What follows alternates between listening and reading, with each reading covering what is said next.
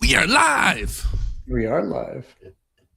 To another Wake Up and Deliver Season 3, Episode 4 with John and Matt. How's it going today? It's Monday. We've survived another week in February. Last week, We need to move forward. It's been bad, man, up in Canada for people that don't know, man. It's cold. It's been cold this the last few weeks. Beyond cold. Beyond cold.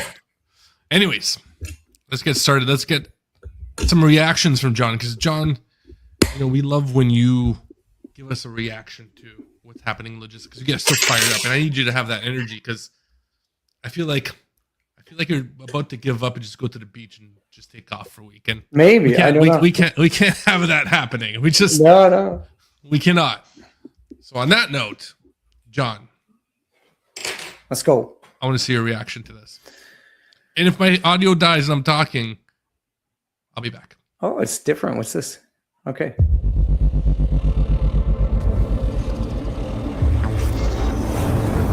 Well, it's finally happening.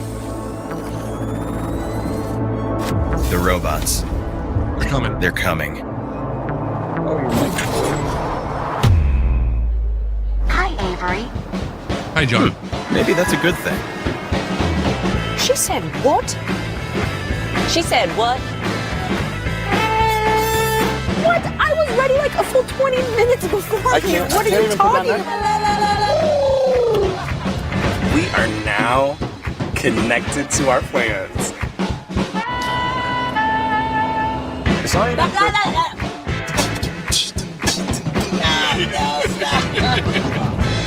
It drives better than you do, babe. Who knows? Bye, robot.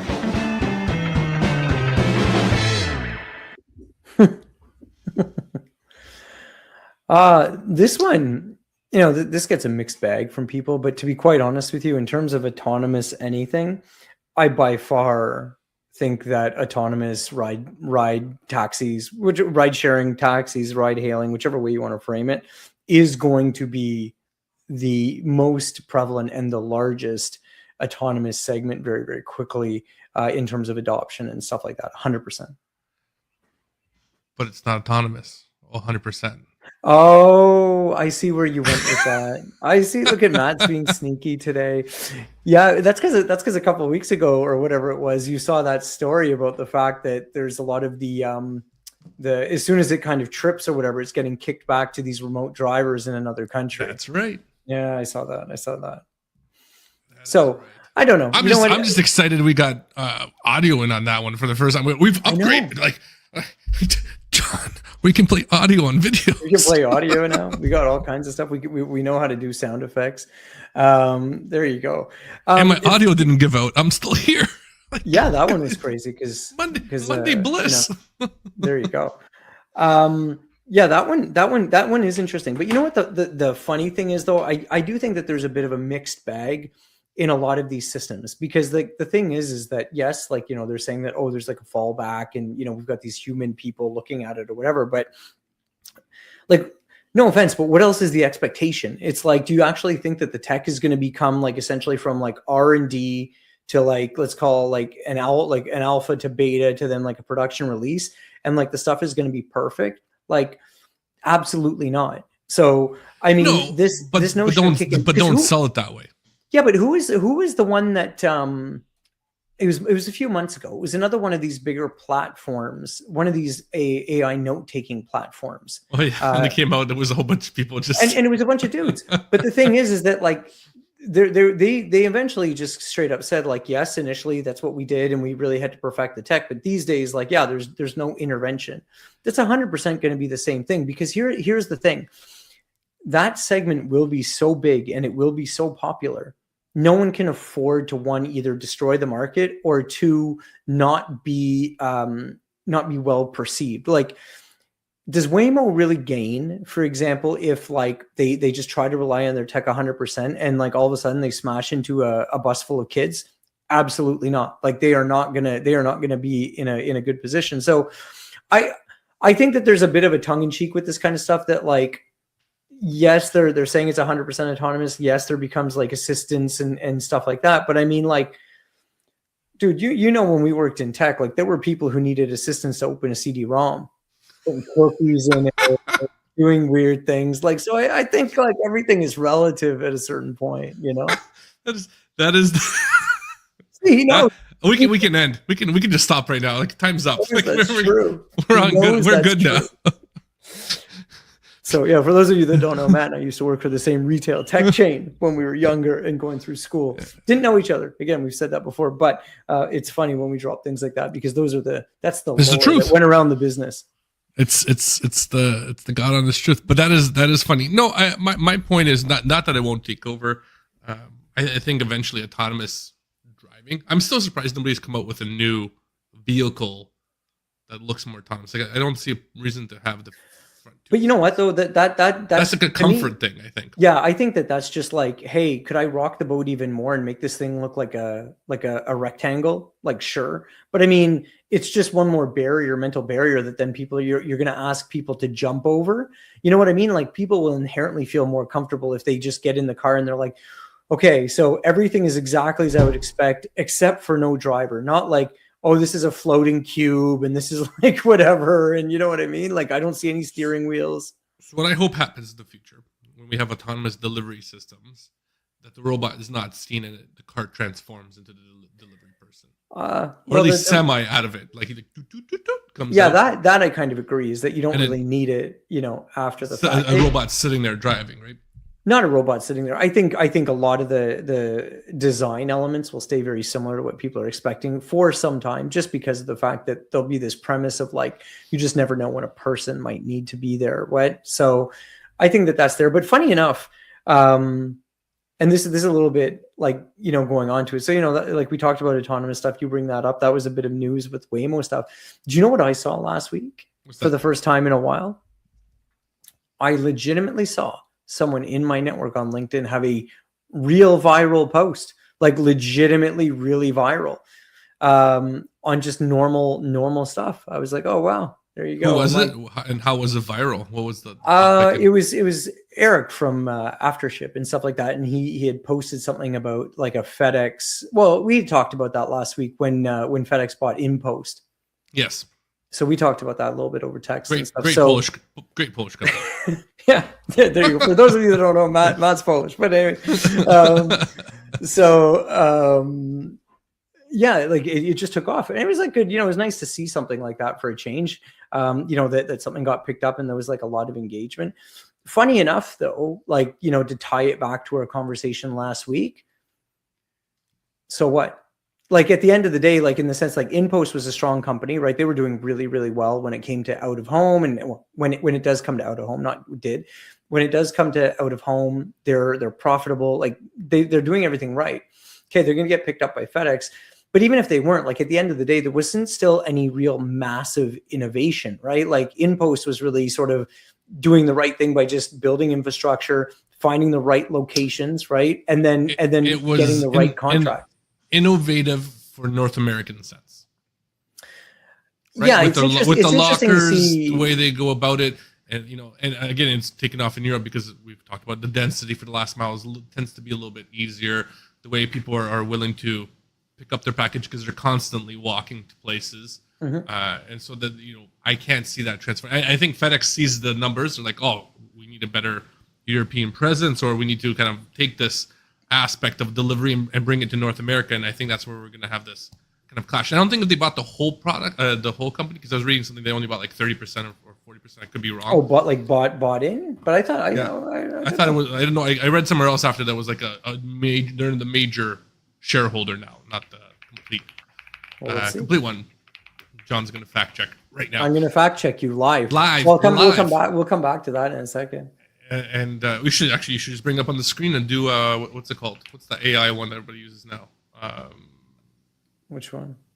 Not prosperity. What's it called?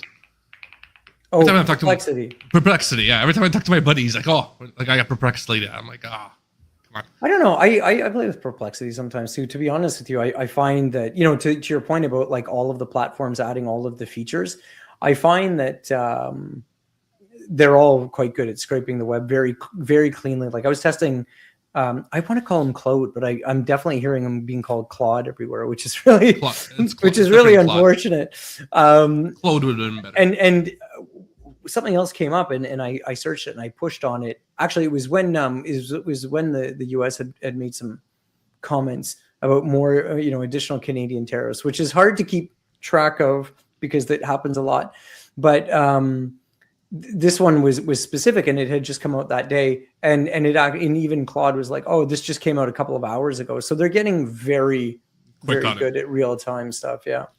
So let's just see what this says here. It says FedEx is not buying InPost outright. It's part of a consortium, all cash offer for the outstanding shares. Yep. They're going to own a little bit more than a third, so 37%. So there you go. A little fact check live, Matt, delivering the goods on that one. But funny enough, that viral post went viral with some inaccurate information. I don't want to call it out, but you should have come to that. No, it was a good post. It was good to bring it up and call it out. But I think, probably the big win there for FedEx at the end of the day is just now getting access to what's been working, the technology, like, you know what I mean? Probably the supply chain, the design elements, all of those types of things, in the grand scheme of things. Two things I wanted to touch upon. So one thing is, when do you think there's going to be, because we've seen a lot of obviously European last mile companies and parcel deliveries, and North American is a dominant one. When do you think the Chinese mega companies are going to start expanding outside of Asia, or Indian ones are going to expand outside of India? Well, and start positioning themselves as the last mile gurus. I don't know. I think it honestly, I think it depends, because like realistically, if you think about it, you know what I mean? And if you're China, right, or India, as an example, how much time am I really going to waste on North America when it comes to infrastructure? Sure, I'll sell products and I'll ship it and like kind of allow these other networks. But the reality is, like, there's more population, there's better density, and there's more favorable conditions in almost every one of their markets. When you think about like the density of people, like Canada, as an example, has got the same population density per square kilometer/mile as Australia. And like everyone thinks of Australia as an empty place. Like, you know what I mean? So it's like, is there a lot of value there? Sure, in the US, but the reality is after you get out of about like 6-7 states, ooh, look what I did there. You don't even have to touch the rest. And it, like, in the sense of like, you're going to get the lion's share of the activity anyway. Yeah. I mean, like the tri-state area is like the predominant tri-state and Cali. You're knocking off about like probably 60%, 65% right there. Exactly. So, and even going back to the whole China and India position, like I would expect at a certain point, Chinese companies, when they're allowed to, or if they're less hostile towards certain markets, they start buying up companies like InPost from other countries as a way to step into it that are profitable, because then they can position themselves. Yeah, that's true. I mean, like getting access to it. I mean, InPost themselves, right, had been buying like a number of things. They bought stuff in Spain, they bought stuff in France, for example. Like, you know what I mean? Like they had been on a bit of an acquisition tear themselves. You know what I mean? To really sort of expand out of, Poland and some of the other markets that they had been stronger in because of the proximity to their initial market. So, and this goes back to what we were talking about like last week, was just the fact that can these smaller players, can these little niche players that had been rattling the bars a lot for the last few years, will they be able to make an impact? Because with all of these companies that have already sort of crossed a certain threshold and are now in that we can acquire people position, right? Like FedEx, UPS, these guys are massive. But I mean, like obviously InPost was in that position. There's a number of these other ones that are continuing to consolidate. And that was the only comment I made on that post. Eric had tagged me in it. My first thing was like, no one should be surprised by this, essentially, because this is what's going to happen all the time, over and over right now, as these bigger outfits need to kind of keep getting bigger just to keep driving the share price up. So what do you think a small, because you and I both have a mutual friend who runs a small, last mile company. Mm-hmm. And one of the questions he always asks me, he's always like, how do I get into that kind of aspect of the deal? Like, how do I have the final mile segment, I have a warehouse. Like, how do I get these positions to become that in post? Like, what do I need to do different? Like, what's the tech? Like, what do I need to invest in to be a success? Yeah, I think that there's a little bit of a difference between, like, are you building to be like a good company, like sort of like for your size, scale, region, whatever. And then I think that I'm trying to build a company that's going to be national or international. I think those two things are very, very different. And I think that, let's say regional. Let's say you want to be a regional, like a GTA, great final mile, that someone like FedEx will look at and be like, this down the road, 5 years from now, this is a good position for us to buy because they're very specialized in that specific niche. Right? Honestly, and I've said this like a bunch of times before, is that like I think that the real money, well, I shouldn't say real money, because people are going to jump all over me for that. The real money. You heard it first. The real money. The real opportunity is, like, you're going to have to try to find a way to do something that other people like don't want to do. You know what I mean? Because like every business is continually in a place where they're looking for new products. They're looking for new innovation. Every day there's like, someone else that's, whether they're starting a side hustle or their side hustle has grown into something that can be their main hustle. So you've worked on the retail side. Like, what's the one thing that nobody wants? Every time you come up with something, what's the one that your providers or vendors are saying, oh, we don't do that? Like, what's the one that's But that's recurring? the thing. It's not the thing. It's that, like, once you get to a certain scale that you have big logos on buildings and stuff like that, like, everybody will want to serve you, but nobody wants to serve you before you get to that point. Like everybody wants to take the $100 million client. Like, of course, no one wants the $1 million client. Nobody wants the $2-3 million client. That's true. And that's the problem, because the thing is that like there's like this expectation in the industry that these people will somehow like explode out of their garage and then move in and be the right type of fit for like standard 3PL operations, where on like one side, it's like, I'll give socks, and on the other side it's Fenty. Like, that's not going to work. I'll give a good shout out to someone. You probably know him as well. I don't know if you ever talked to Luca from 1%, which is a guy from Calgary.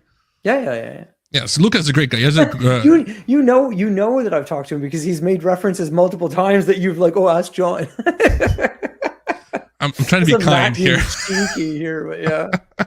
Anyways, Luca has a great position on this. And if people who don't know, Luca runs a little LTL, not a little, a very moderate LTL company out of Calgary with a very specific niche. And he focuses on those grocery chains that need the 1 to 4 skids shipped out, and they're very specific and ethnic and whatever. And they don't have the mass, Loblaws trailers coming to them, and he services those clients. And he goes, I don't want to do the Loblaws. I don't want to do those. Not that he doesn't want to. It's just that specific niche is where I focus. And he's become, quite successful in capturing that market. And I think it's a fantastic market. And I think a lot of the customers that, I've even talked to, the challenging part is like, yeah, we'd love to do business with you, Matt, but I can you ship one skid once every 6 weeks for me? Exactly. And it's like, I'd love to. But that's it. I'd love to, I'm going to spend a lot of resources on it. Right. And so yeah. Is there value for you and me to do that? Right. And for the other person's like, yeah, I want to work with you, and there's value there. And I want to work with them. But at the end, it's just as much work as other stuff. And that's where a lot of people come into a challenge, right? Exactly, right? Because that's one thing now. I've been saying this like for the whole like 2/3 of my career now, and like most people just don't want to like accept it because they keep thinking that they can over game or some new tech or this or that. But honestly, it always comes down to the same thing. The reality is, like, when you get into the physical side of supply chain, so when you fall into the logistics side, it very quickly, for the most part, becomes much more of a cost-based business, like a fixed cost-based business, than it does like a dynamically sort of like, oh, I can keep reducing it. Like people really misunderstand this concept of economies of scale. It works beautifully in manufacturing because the thing is that usually there's a really long difference between I start making money here and I still have all of this capacity and potential. So you do get the ramp, and as you go up, your costs do come down up until, of course, a point, but you have a longer runway on that ceiling. In logistics, you start making money here, and your ramp is like here before you essentially have to start reinvesting. Like you don't have this big ramp, and most people don't want to accept that.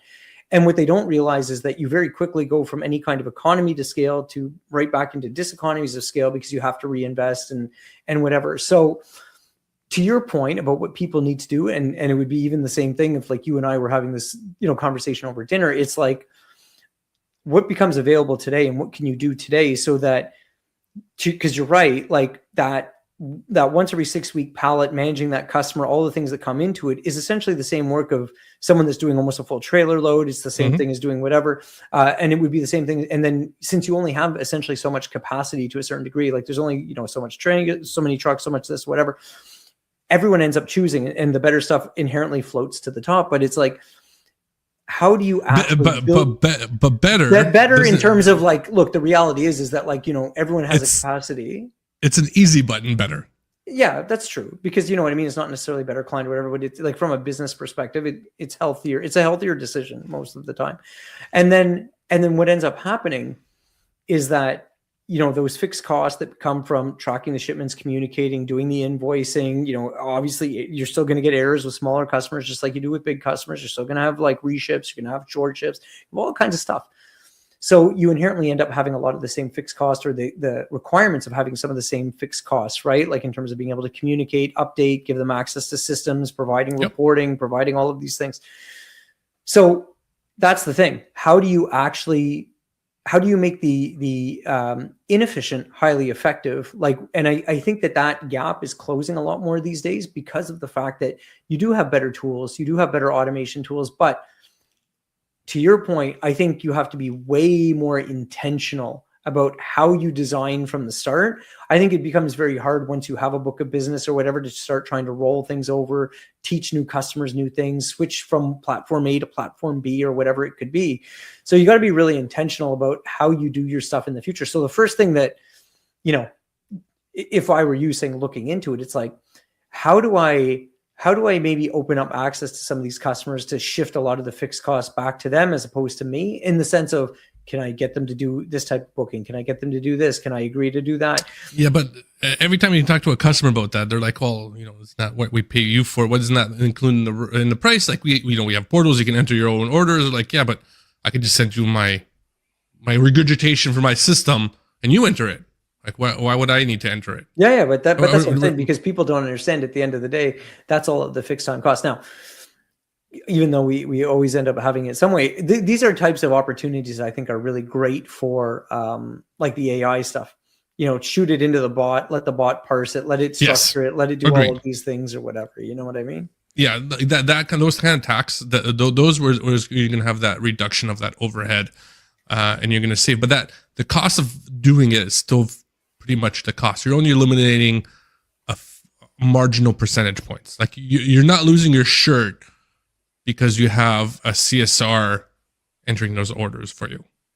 No, but I mean, I think at the end of the day, you want to try to make it like, you want to try to take things in like, and this is going to sound kind of bad, but like with lower, with modified promises, and I say that only because a few things is that like, and people have to remember that like everything when a customer transacts with any business is about like value. It's a value transaction. I'm going to give you X to get Y. So at the end of the day, I think price is an easy one. Everyone talks about price, but when you get away from price, like what's one of the favorite things that, you and I as operators probably have like banged our head against the wall about is when salespeople start using the operational options, i.e., I'll do it quickly, I'll rush it, I'll hand bomb it out, all of these other things that, like become a way to enhance the value proposition so they don't have to discount the price. But all of those things have costs. So, how do you actually kind of like right size? Like when I was when I was in the food industry, I went to one of the biggest grocers and I was like, listen, I want to put in place a program because we bicker and we go back and forth too much about delivery and service and this and that. And like, I just want to come up with profiles for your stores. We all agree that these are what the profiles are. And based on the profile, that's the package they get. And they went for it. It was super smooth. But that was not easy to get going. And that was extremely hard to then also take that same success, even though it was very successful with one customer, and roll it into the next. And because everybody has their own opinion about that. And then even if they do agree, they most likely want a little bit different program than the other because they want to be different. And because at the end of the day, they only care about themselves, which I mean, they should to a certain degree, right? At that end, but hey. And I'm going to tie this into a conversation we were having, and that's why certain centralized economies will do better with AI, is because they have all that information centralized. They can push a single force of an agenda forward.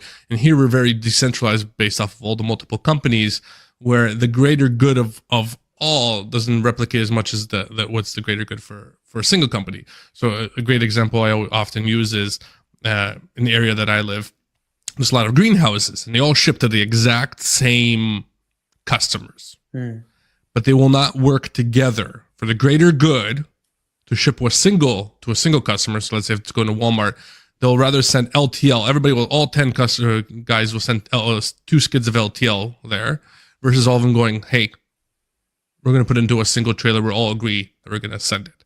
And not only that, if they do find a partner that's going to do the LTL for them, they fight who's going to be at the tail end or the front end or that aspect of it. Well, that's the whole bit, right? And if you're doing LTL, even if you break it up into other, they want to make sure that particular customer is first, even though it's the most inefficient, because of that perception of. And when you talk to the customer's like, I really don't care. The warehouse guy doesn't care who's first coming off the trailer. Like, it's not like the VP standing at the warehouse going, see that product there? That's the product we want to see first. Warehouse guys, this is a number that I'm receiving, and that's it. I'm moving on with my day. I really could care less who it is and what it is, right? Yeah. And to me, that's where the company-centric model sometimes really surpasses the opportunity for it to be far more efficient and effective in the greater good of the whole system. My wife was asking me earlier today. She goes, Why were strawberries $1.99 a pound last week and they're $6.99 this week?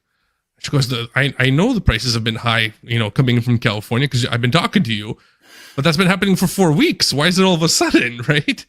Like, it could be two things. One, it's either a baked-in promo that was just waiting to come anyway, or it was about to go bad, so it was like sell it or get rid of it. Yeah, sell it or not. So I left a little bit to unpack for you there in the last 2 minutes there for you, John. There you go. No, I mean, honestly, I do agree. I really do think that most retailers struggle big time with this concept of collaborative retail. They really don't want to share information. They don't want to plan accordingly, because the thing is that there's inherently no mechanism. And this is probably the true secret sauce at the end of the day that Amazon has been able to leverage, is that everybody trusts Amazon so much that Amazon is the gatekeeper, and they're happy with that because of the sales opportunities, because it drives revenue. Unfortunately, because for most customers that would engage in collaborative retail, it's just a cost benefit without a guarantee on sales, because they figure they're getting their sales anyway. So there's not enough of a motivator. So I guess there's another one, maybe if you're a small regional player, is like, is there any opportunity that you can do that you think in some way drives sales? And I think that that's where some of these, when we were at Seattle there, like last year and stuff, you saw a lot of them, these kind of like agent style guys that were like sales and distribution, like, you know what I mean? Like kind of making it all work as one thing. I mean, you have the very traditional like food service style guys, but how do you do that in a broader context? But that's where Amazon wins, is because they've actually essentially been able to pump everybody's sales, and their expectation on the other side is that then they have to give up control of the logistics, so to speak. Yeah, and I think that's a great point. Like, Amazon's the only true retailer that doesn't have, like, Walmart is a little bit biased because they still have whoever buys their shelf space and et cetera, et cetera. That wholesale aspect of Amazon really kind of gets all the. You want to put it up on our store, no problem. we'll promote it, we'll do it all for you. There's no inherent benefit to us. The only benefit is if you sell a lot of it, I might create my own Amazon Basics out of it. yeah, exactly. That t-shirt looks really good, buddy. But on that note, and nobody can see what I'm pointing to, but on my screen, we have a clock. We have a clock, and that clock is saying it's time. John, final thoughts, final words, or are you going to change it up and come up with something different like I have tried to innovate for us for the show? Yeah, hot seat. Yeah, hot seat. I have nothing on the hot seat this week, so I'll have to think about the fact that now you're pushing me with these new expectations. Just I guess you know what? Hey, to your point here, like a little takeaway. Try and take something, for example, that you feel is got too much fixed time associated to it, and see what you can do to cut that down or to streamline it or to make it more automatic, because those are the types of things that allow you to pick up opportunities that are typically always not evaluated right in your business. Maybe you get a few more yeses, which means you make a little bit more money in 2026 than you did in 2025. Great takeaway. And join us next week. Same doc, same channel. We haven't said that in a while because we missed a few weeks, so we're trying to. Yeah, we got to get back on our pattern. We got to get back on our pattern, but we'll be back next week. As always, thank you everybody for joining us. Have a great one. Bye. Make sure I hit the right button.